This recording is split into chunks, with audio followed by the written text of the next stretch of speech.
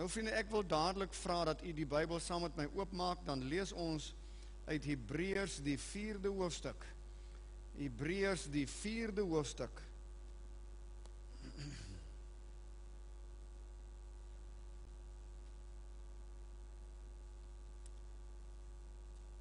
Die boek Hebreërs, die 4de hoofstuk.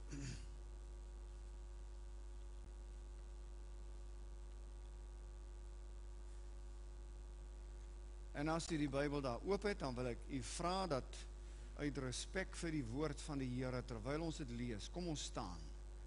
Uit respek teenoor die Here en teenoor sy woord.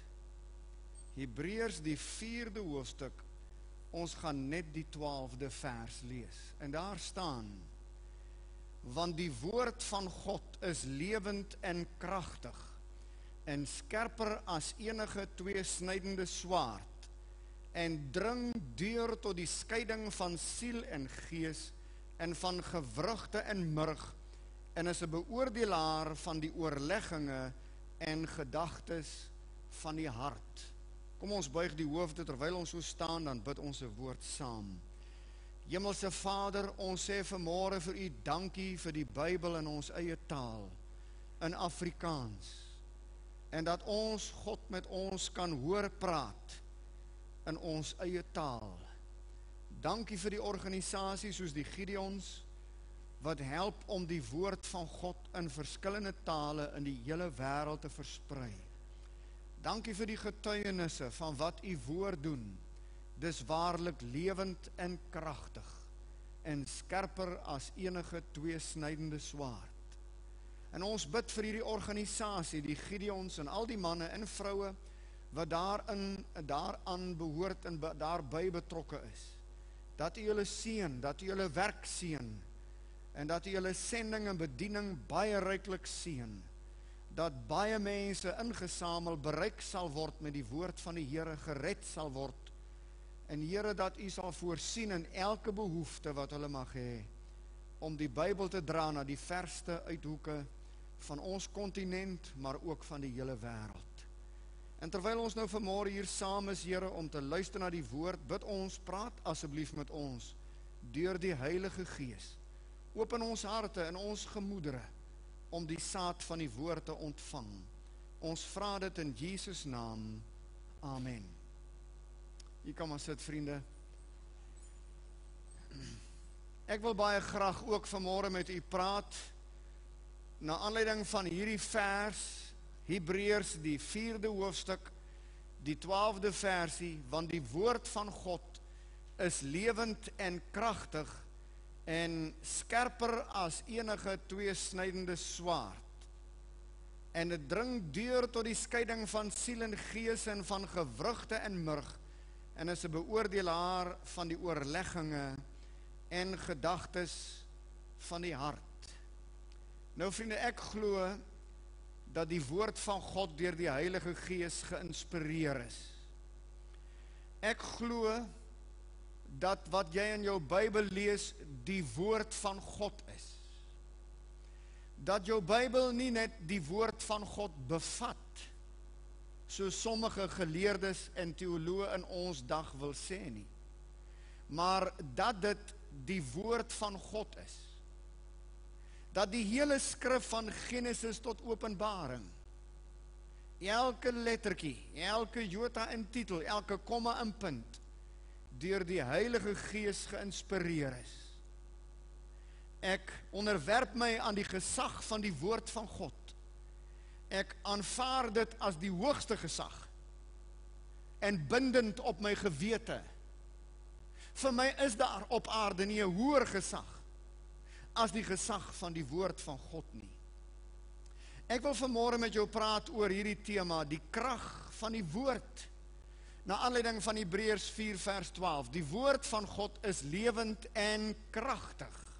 Dis lewend en kragtig. Uit die Voice magazine, wat in 1976 verskyn het, dit was 'n nuusblad, wat in April maand 1976 verskyn het 'n sekere man sy getuienis neergeskrywe. Sy naam is Joel T. Pierce. en hy is van Pediment, Alabama in die Verenigde State van Amerika.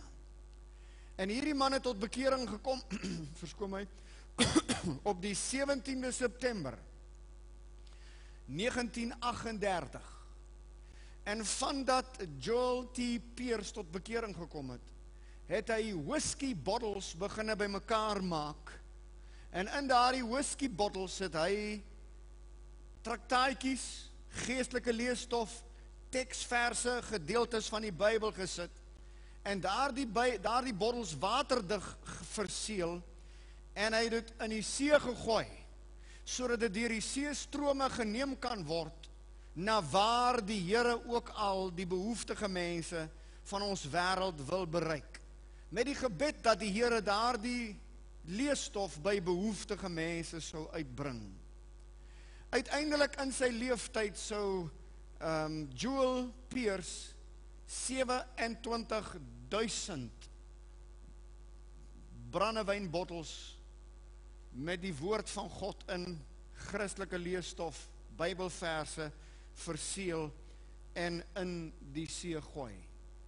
En in sy eie leeftyd het hy iets soos 2143 briewe gekry van mense wat daardie bottels een of ander plek gevind het.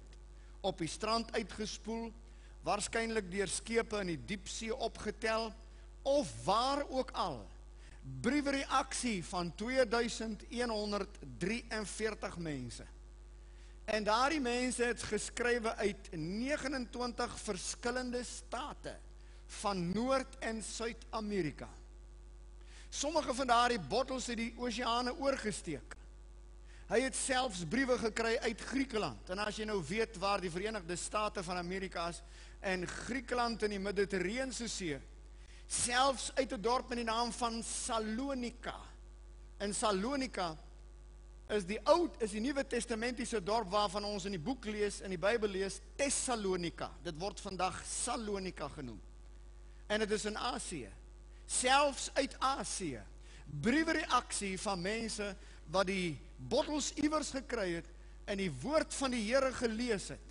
Sommige van daardie bottels het 19 jaar gedobber, gedrywe, deur die wind, deur die storms, deur die branders geneem, na verskillende bestemmings, oral waar die Here goed gedink het, dat sy woord uiteindelik moet uitkom. En baie van die mense wat in hierdie briewe geskryf het en terugvoer gegee het tot bekering gekom. Hulle die Here Jesus as saligmaker aangeneem en gered geword. Want die woord van God is lewend en kragtig, skerper as enige tweesnydende swaard. Daar is 'n Ou Testamentiese vers in Psalm 29 vers 3 wat sê, die stem van die Here is op die waters. En hoe waar het dit nie geword, toe Joel T. Pierce van Pediment in Alabama meer as 27,000 brandewynbottels gevul het met die woord van God nie. Die stem van die Here is op die waters. Ek hoop dat die Here God in hierdie kort boodskapie vir jou sal help om te ontdek, hoe kragtig is die woord. Watter wonderlike saad jy daar in jou eie hand hou, en wat jy nie vir jouself moet hou nie, en wat gesaai moet word, want die woord van God is lewend en is kragtig, en die Here het ook jou hande nodig, en jou gewilligheid nodig, en jou menswees nodig om mee te doen, om mee te help, aan 'n poging om hierdie saad van die woord, om die woord van God so ver en so wyd moontlik te versprei. Die Bybel het self beloof, sy woorde sal nooit ledig na hom terugkom nie. Dit sal doen waartoe God het uitstuur. Daarom, saai jou saad in die môre, en laat in die aand jou hand nie rus nie, want jy weet nie watter een sal geluk nie. Die krag van die woord, 7 kort gedagtes. Eerstens, die woord verleen krag aan my getuienislewering vir Jesus Christus. Vriende, weet jy, die Bybel sê ons met die woord praat. En wanneer ons getuig en die woord quoteer en die woord praat, gee die woord krag aan ons getuienis. Ek kan my eie verhale en my eie storieetjies vertel, maar dis uiteindelik die woord van God wat krag gee aan 'n mens se getuienis. En ons word geleer in die Ou Testament alreeds in Deuteronomium 11 vers 19, let op daar staan, en leer die woord aan jou kinders, deur daaroor te spreek as jy in jou huis sit, en as jy op pad is, en as jy gaan lê, en as jy opstaan. Let op wat sê hierdie vers, Deuteronomium 11 vers 19, ek kan dit aan my kinders leer, deur daaroor te spreek, deur oor die Bybel te praat, wanneer ek in my huis is, wanneer ek op pad is, wanneer ek gaan sit, en wanneer ek opstaan, om die woord van die Here te spreek. Die woord gee krag aan jou verbale, aan jou mondelingse getuienis. In 2 Timoteus hoofstuk 4 vers 2 staan daar, verkondig die woord, hou aan tydig en ontydig. En om die woord te verkondig, moet ek dit op my lippe neem. Ek moet dit deur my tong en my lippe verkondig. Ek moet die woord van God verbaal met mense begin deel. En die Bybel sê net 2 geleenthede wat jy dit moet doen, tydig en ontydig. Verkondig die woord, tydig en ontydig. En jy weet, dit is die woord van God wat die Here gebruik. En wat hy kragtig seën in my mond. Hy maak my getuienis kragtig wanneer ek die woord gebruik. Lees 'n bietjie wat staan in Jeremia 5 vers 14. Kyk, ek maak my woorde in jou mond 'n vuur, en hierdie volk hout, en dit sal hulle verteer. God maak sy woorde in jou mond 'n vuur. God gee aan jou woordelikse lippe, mondelingse getuienis krag, wanneer jy die woord begin spreek.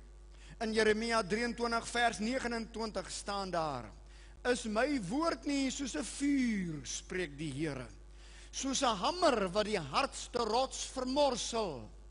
Ja, die Here kan sy woord in jou mond maak soos 'n vuur, en die mense soos hout. Die Here kan sy woord in jou mond maak soos 'n hamer, wat die hardste rots vermorsel. Ek en jy hoef nie mense te vermorsel met ons woorde nie. Ons los dit vir die Here. Ons hoef net die woord te spreek. Ons hoef net te sê wat die woord sê. God se woord is kragtig. Dit gee krag aan jou getuienislewering. En ons lees dit in die Nuwe Testament in Hebreërs 4 vers 31 tot 33. Ek lees dit vir u daar staan. En toe hulle gebid het, is die plek geskud waar hulle saam was, en hulle is almal vervul met die Heilige Gees. En let nou op. En het die woord van God met vrymoedigheid gespreek. Een van die redes waarom mense nie met vrymoedigheid die woord praat nie, is omdat hulle nie met die Gees vervul is nie.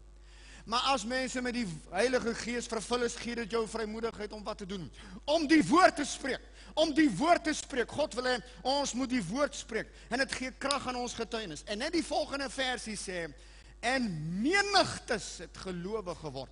Toe hierdie geesvervulde disippels die woord van God begin spreek, was daar reaksie op die woord wat gespreek is. Menigtes het gelowig geword. Luister, in hierdie hele wêreld waar geesvervulde kinders van God die woord van God spreek, is daar altyd reaksie. Daar is altyd reaksie. Daar sal altyd mense tot bekering kom en gered word. En daar staan, en met groot krag, sê die volgende vers, het die apostels getuienis gegee van die opstanding van Jesus Christus. Natuurlijk is dit die vervulling met die Heilige Gees, maar hulle het nie sommer hablika, bablika tale gepraat nie, hulle het die woord van God gepraat.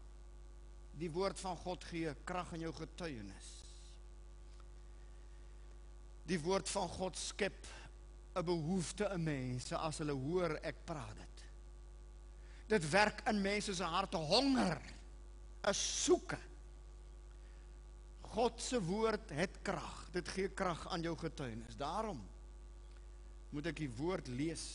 Ek moet dit leer, memoriseer. Ek moet dit ken, ek moet dit spreek. Ek moet dit verbaal kan aanhaal waar ek beweeg, wat ek doen. Tweedens, Die woord van God het krag om geloof, ongeloof liewer in geloof te omskep. Die woord van God het krag om ongeloof in geloof te omskep. Ons lees dit in Romeine 10 vers 13 tot 17. Daar staan: elkeen wat die naam van die Here aanroep sal gered word. Vers 14. Hoe kan hulle hom dan aanroep aan wie hulle nie geglo het nie? En hoe kan hulle in hom glo van wie hulle nie gehoor het nie? En hoe kan hulle hoor sonder een wat preek? Vers 15. En hoe kan hulle preek as hulle nie gestuur word nie, soos geskrywe is? Hoe lieflik is die voete van die wat die evangelie verkondig, wat die evangelie van die goeie verkondig. Vers 17. Geloof is dus uit die gehoor, en die gehoor is deur die woord van God. As jy die verhaaltjie daar volg soos wat Paulus het beskrywe, dan kan mense nie glo as hulle nie hoor nie. Hulle moet die woord van God hoor om te glo. En as hulle die woord van God hoor, werk het geloof in hulle. En dan kan hulle die Here aanroep en glo, saligmakend glo en gered word. Dis wat die Bybel sê. Ons lees in Handelinge 4 vers 4, baie van die wat die woord gehoor het, het geglo. Jy kan eers regtig glo as jy die woord hoor. Geloof werk, die Bybel, die woord werk geloof. Die Bybel bewerk geloof. Hy omskep ongeloof in geloof. En as mense die woord hoor en het glo, kan hulle handelend op die woord optree. En kan hulle ook gered word. Derdens, die woord van God het krag om wedergeboorte in mense se lewens te bewerk. En my vriende, nou wil ek vra dat jy asseblief sal luister. Ons wil graag hê dat mense gered word. Die Here wil dit hê. Die Bybel sê, dit is die wil van God dat alle mense gered moet word. God het die hele wêreld lief. God wil almal red. Maar hy gebruik sy woord om mense te red.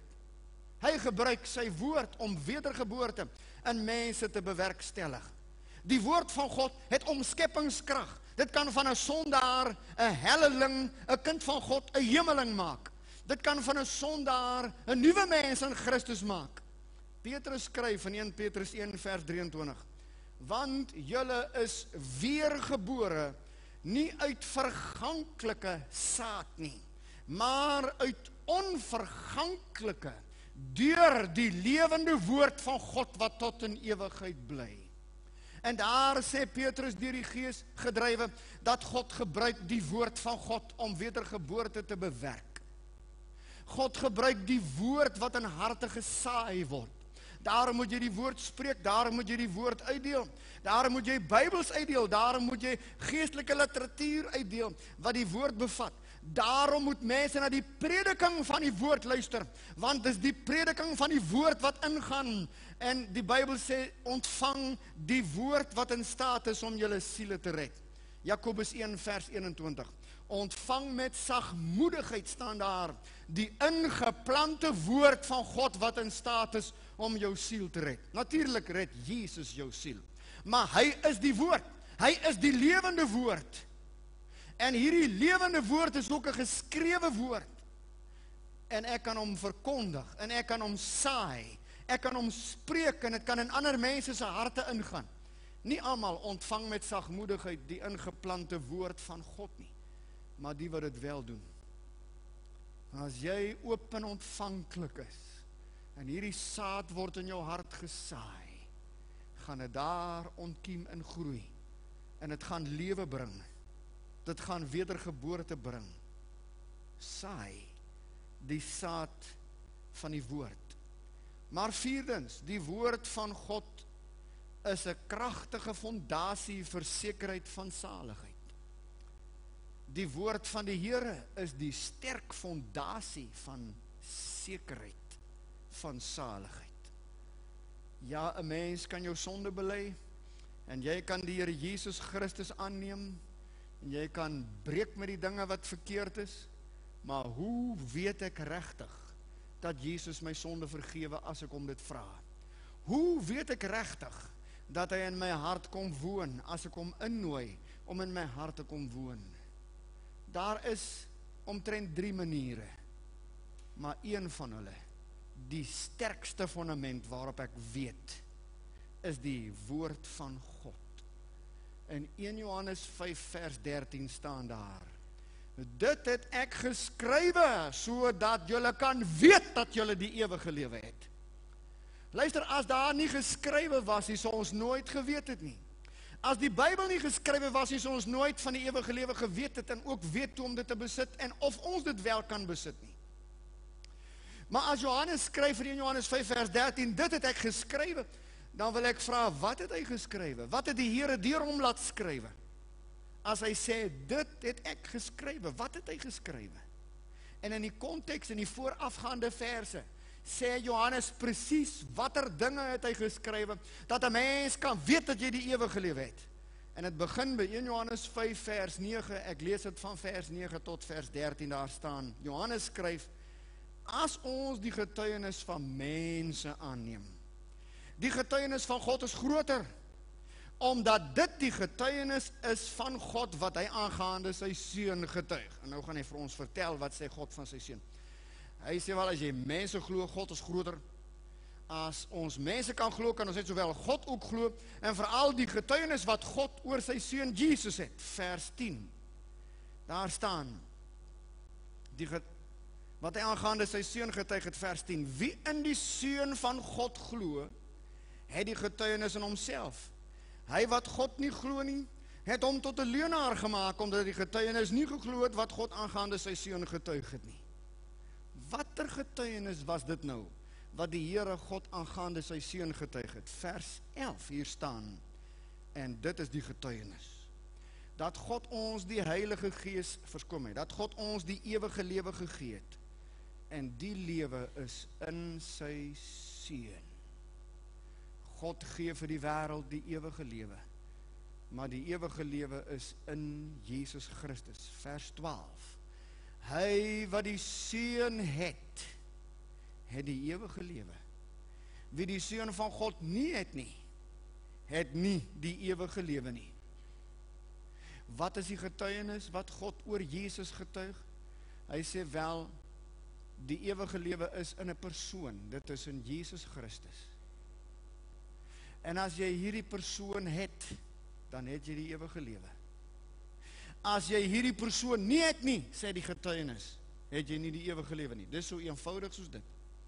As jy Jesus Christus het, het jy die ewige lewe. As jy Jesus Christus nie het nie, het jy nie die ewige lewe nie. Dis wat die vers 12 sê. En net die 13e versie sê, dit het ek geskrywe, sodat julle kan weet dat julle die ewige lewe het. Waarop bou jy jou sekerheid dat jy die ewige lewe het? Wel, op wat geskryf is. Wat is geskrywe? Dit is geskrywe dat die ewige lewe is in Jesus. En hierdie lewe is en as ek Jesus in my lewe het, het ek die ewige lewe. Glo die woord, my vriende. Dit werk 'n kragtige fondasie vir sekerheid.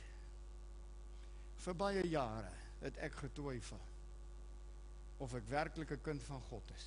Ja, ek het die evangelie geken van kleins af. My ouers het tot bekering gekom toe ek 5 jaar oud was. Ek het verstaan, 'n mens moet die Here Jesus aanneem. As 'n kind het ek het gehoor, ek het begryp, 'n mens moet jou sonde bely en Jesus in jou lewe innooi. Ek het dit gedoen. Baie. Steeds was ek nie seker of ek 'n kind van God is nie. Ek het eintlik alles gedoen wat hulle vir my gesê het ek moes doen. As mense vir my sou vra of jy 'n kind van die Here is, sou ek sê ja, want ek was te skaam om te sê ek twyfel. Net soos baie van ons mense in die kerk gesit, soos ek in die kerk gesit het, en skaam is om te sê, ons twyfel. Ons is nie seker nie. Totdat ek eendag in Kroonheuwel, in Kroonstad, se NG Kerk sit. Dr. Willie Maree daardie dag praat. Dit was omtrent so 3 jaar, dalk 4, nadat ek my lewe werklik vir die Here gegee het. Maar getwyfel het in daai jaar. Partykeer seker, partykeer onseker. En in daardie kerk die dag praat Dr. Willie Maree oor hierdie vers in Romeine 10 vers 13. Want elkeen wat die naam van die Here aanroep, sal gered word. Hy sê nie, sal miskien gered word, sal waarskynlik gered word, sal dalk gered word nie. Die woord van God sê, en hy kan nie lieg nie, elkeen wat die naam van die Here aanroep, sal gered word. En ek onthou hoe ek op die 2 Oktober 1964, is omtrent 3 jaar terug, die naam van die Here aangeroep het met een begeerte, om 'n kind van God te word, om vergifnis van sondes te kry, om werklik 'n kind van God te word. Maar toe hy daardie môre praat, of middag was dit was 'n middagdiens, praat oor, as jy die naam van die Here aanroep, sal jy gered word. En hy sê, glo die woord van die Here. Toe skiet dit in my hart, helder en duidelik, dan is ek 'n kind van God. Want ek het die Here aangeroep om 'n kind van God te word. En sy woord sê, as ek dit doen, dan sal ek dit doen. Sy woord is die waarheid, sy woord is die waarheid. En ek het my sekerheid gebou op die woord van God, en tot vandag toe bou ek my sekerheid van saligheid op die woord van God. En as jy die woord van God wegvat onder my, dan sal ek twyfel onder enige iemand. Want dit het ek geskrywe, sodat julle kan weet dat julle die ewige lewe het. Nou vriende, ek werk op die horlosie wat daar agter staan, en hy wys my 11:15 vir die laaste 15 minute. So ek gaan nog maar aan totdat hy 12 uur, jy weet 11 uur bereik, en dan gaan ek aan. Die 5de punt, die woord van God het weerkaatsende krag, soos 'n spieël.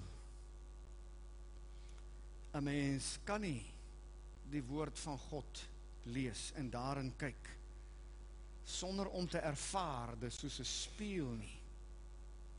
En in daai spieël van die woord van God sien jy 2 dinge, 2 beelde. Die eerste een is, jy sien jouself. En die tweede een is, jy sien Jesus Christus. Ek gaan dit vir jou lees in Jakobus 1 vers 22 tot 25, waar Jakobus sê, word daders van die woord, en nie net hoorders van die woord nie. Hy sê, want as iemand 'n hoorder van die woord is, en nie 'n dader nie, dan is hy soos 'n man, wat sy natuurlike gesig in 'n spieël sien, en daar staan, want hy sien homself. En hy gaan weg en hy vergeet dadelik hoe hy gelyk het. En vriende, as ek en jy in die môre opstaan en ons kyk in die spieël, dan sien ons hoe lyk ons regtig vir ons lewensmaats. En dat hulle ons liefhet, is net 'n wonderwerk. As hulle sien hoe ons in die oggende lyk. As ek na die Bybel kyk, dan sien ek hoe lyk ek. Die Bybel sê ek is 'n sondaar, ek is so gebore, ek kan nie daarvoor help nie. Ek sondig deur woorde, gedagtes en dade. Baie mense sê vir my, hulle voel veroordeel as hulle die Bybel lees. Dis omdat hulle self sien, hulle sien hulle eie sondes. Hulle sien wat die Bybel sê, wat is verkeerd, hoe moet ek nie lewe nie, ek leef so. Ek sien myself. Ek sien hoe ver is ek van die standaard van God af. Ek sien ek het 'n behoefte om te verander, want ek is nie soos die Bybel sê ek moet wees nie. Die Bybel het weerkaatsende krag. Ek daag jou uit. Lees jou Bybel. Dit gaan jouself aan jou wys. Jy gaan sien hoe jy regtig is in die Bybel. Maar die Bybel sê ook dat daar 'n ander beeld is wat ek in die bladsye van die Bybel sien. En ek lees dit in 2 Korintiërs 3 vers 18. En daar staan, terwyl ons met onbedekte gesig, hy sê baie ouens het 'n sluier voor hulle as die Bybel hulle die woord lees, né? Hulle is 'n bietjie, ons sê hulle is 'n bietjie hoe sê hulle, ons is toe as ons die Bybel lees. Hy sê maar as ons hierdie sluier wegvat, en die sluier word weggevat as jy tot bekering kom. As ons met onbedekte gesig, soos in 'n spieël, die heerlikheid van die Here aanskou, word ons van gedaante verander, na dieselfde beeld van Jesus, van heerlikheid, tot heerlikheid, as deur die Here wat die Gees is. Ja, die Bybel sê vir my, hy het weerkaatsende krag. Hy wys vir my hoe lyk ek self, maar hy weerkaats vir my die wonderlike heerlikheid van Jesus, sy wonderlike lewe, sy heiligheid, sy liefde, sy vrede, sy wonderlike voorbeeld.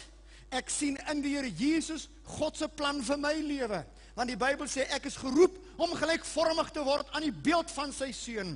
En ek sien nie net my eie sonde en my eie doemwaardigheid en verlorenheid en my behoefte aan 'n saligmaker, aan 'n redder nie, maar ek sien ook God se plan in die beeld van Jesus. En as ek dit werklik lees met 'n begeerte om soos die Here Jesus te wees, daai oomblik as ek die woord lees met 'n drang om soos die Here te wees, werk die woord in my. Die Bybel sê ek word verander na dieselfde beeld van heerlikheid tot heerlikheid as deur die Here wat die Gees is, hoofletter G. Dis die Heilige Gees wat in my werk terwyl ek die woord lees en Jesus se voorbeeld sien en hy verander my.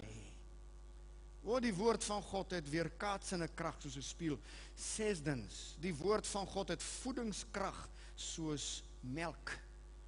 Petrus sê 1 Petrus 2 vers 2, verlang sterk soos pasgebore kindertjies na die onvervaste melk van die woord, dat julle daardeur kan opgroei. En hier is 'n groot fout wat kinders van God maak as hulle hierdie vers lees. Hulle dink hierdie vers is net vir jong geredde mense. Hy sê nie, jy moet verlang net wanneer jy pas tot bekering gekom het, en wanneer jy geestelike klein babietjie is nie. Hy sê, jy moet verlang, soos 'n klein kindjie verlang na melk, en sy nie melk kan, dan skree hy. Hy het dit nodig om te lewe. So moet jy verlang na die onvervalste melk van die woord. Elke dag 'n drang na die woord van God, soos 'n kindjie 'n drang het na melk. En as jy sê, maar ek hou nie meer van melk, dan sê die Bybel, ja, dis ook vaste spyse. Hebreërs 5 vers 13 en 14 sê, die woord van God is vaste spyse. Daar's vaste spyse. So, dit het voedingskrag. Die Bybel het voedingskrag. Dit voed my geestelike lewe. Dit voed my geestelike lewe. Ek wil vra of jy 'n gesonde, gebalanseerde eetplan en neem jy 'n gesonde kwota van die woord in. Eratori het geskryf en gesê 99 uit 100 Christene speel dat hulle Bybelstudie doen, terwyl 99 uit 100 Christene glad nie Bybelstudie doen nie. Hy sê daarom is 99 uit 100 Christene swakkelinge, geestelike swakkelinge, omdat hulle nie werklik 'n gesonde inname van die woord van God het nie. Ja, jy kan jou dagboeke lees, is wonderlike oordenkings, maar lees die Bybel meer as jou dagboeke. Dagboeke is mense se kommentaar op die Bybel. Lees wat sê die Bybel self.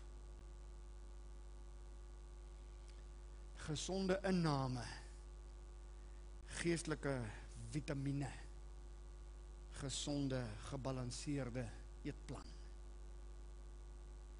Die laaste, die krag van die woord. Die woord het reinigende krag, soos water. Luister wat sê die Bybel in Efesiërs 5 vers 26, dat die Here die gemeente wil heilig, nadat hy dit gereinig het met die waterbad deur die woord. Hier sê die Bybel, die woord is soos 'n waterbad, dit reinig. Ons weet almal, as ons vuil is, dan gaan ons water soek. Ons stort of bad daarin, om skoon te word. En die woord het reinigende krag, soos water. Jesus sê in Johannes 15 vers 2 en 3, elke loot wat in my nie vrug dra nie, neem hy weg. Maar elke loot wat vrug dra, die maak hy skoon, sodat dit meer vrug kan dra. Vers 3, julle is alreeds rein deur die woord wat ek tot julle gespreek het. Die woord reinig. In Johannes 15 se geval het dit snoeikrag soos 'n skêr. Dit sny al die onnodige goed af. Maar dit het reinigende krag soos water. Reinigende krag. Ek onthou altyd die verhaal wat Dr. Willie vertel van iemand wat die diens bywoon en hy sê, ag dominee, ek kan nie meer onthou nie. Ek het nou al ouer geword en ek kan nie meer onthou nie. So ek hoor al hierdie verse wat u aanhaal en ek hoor al die mooi prediking, maar as ek by die huis kom dan, en ek wil aan dink en ek het vergeet. My brein is soos 'n sif. Het val alles daar deur. Ek kan nie meer onthou nie. En Dr. Willie maar het altyd gesê, ek het gebid dat die Here my regte woord gee om vir daai man te sê. Want die ou sê toe vir hom, dat help nie meer kom kerk toe nie, so gaan my nie weer kerk toe kom nie. Toe sê hy, luister, die Bybel sê, as daai water deur die sif val, dan maak dit daarom die sif skoon. Want die woord het reinigende krag soos water. O, sê die ou, dan sal ek maar weer kom, dat die sif kan skoon word. Laat die sif kan skoon word. Vriende, hoe meer jy die woord luister, hoe meer jy die woord hoor, hoe meer werk dit in jou reiniging. Dit reinig, dit het krag om skoon te maak, om te reinig. Ek sluit af, vriende, met die woorde wat Dr. R.A. Torrey geskryf het, vry vertaal in Afrikaans. Hy sê, daar is niks meer belangrik vir 'n kind van God as Bybelstudie nie. Daar is niks so belangrik behalwe gebed, 'n heilige, verskom my verkeerd gespel, 'n heilige lewe en diensbaarheid nie. Die persoon wat intensief Bybelstudie doen, sal kragtig bid, meer heilig leef en effektief vir Jesus diens lewer. Niks so belangrik soos Bybelstudie nie, behalwe gebed, 'n heilige lewe en diensbaarheid.